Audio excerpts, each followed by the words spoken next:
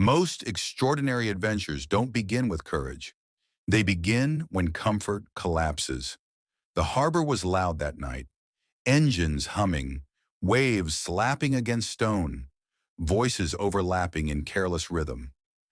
Eli stood near the railing, pretending to watch the water, pretending the tension beside him didn't exist.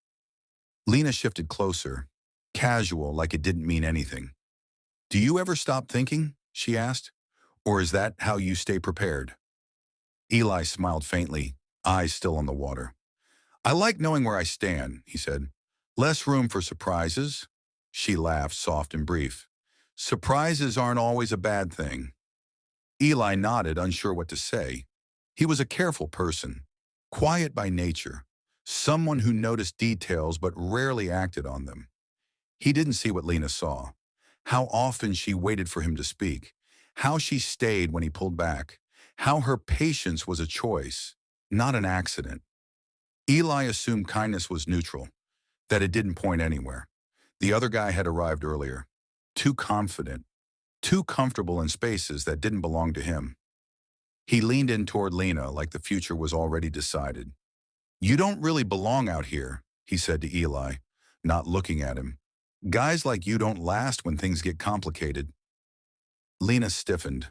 Eli felt it before he understood it, that quiet line being crossed.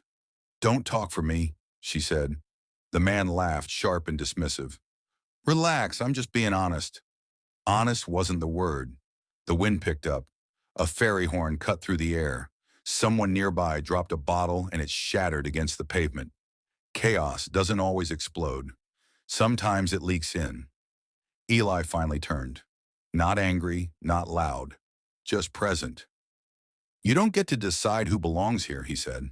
The man scoffed. "Is that your move? That's it?" Eli hesitated.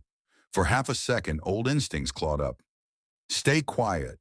Stay safe. Don't escalate." Then Lena reached for his hand. Not urgently, not desperately. She chose him. And suddenly the power shifted. Not because anyone raised a fist, but because eyes turned. Voices nearby went quiet. A security light swept across the pier. The man realized he was no longer performing in the dark. Lena's hand stayed in Eli's. He muttered something under his breath, glanced around like the room had changed size, and stepped back. Security voices carried closer now. People watched without looking away. The confidence he arrived with drained out of him in plain sight. Eli didn't move. Neither did Lena. And just like that, the moment passed. They walked away from the noise, their steps uneven at first, then aligned. "You didn't have to do that," Lena said quietly. "I know," Eli replied. "I wanted to." She smiled then, not relieved, certain.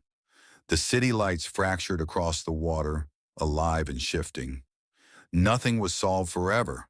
Life didn't become easier, but something important had been decided. Eli didn't win a fight. He faced what he'd been avoiding.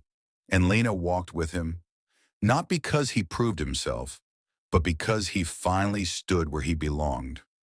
Remember this: the moment you stop shrinking is the moment the wrong people lose their grip.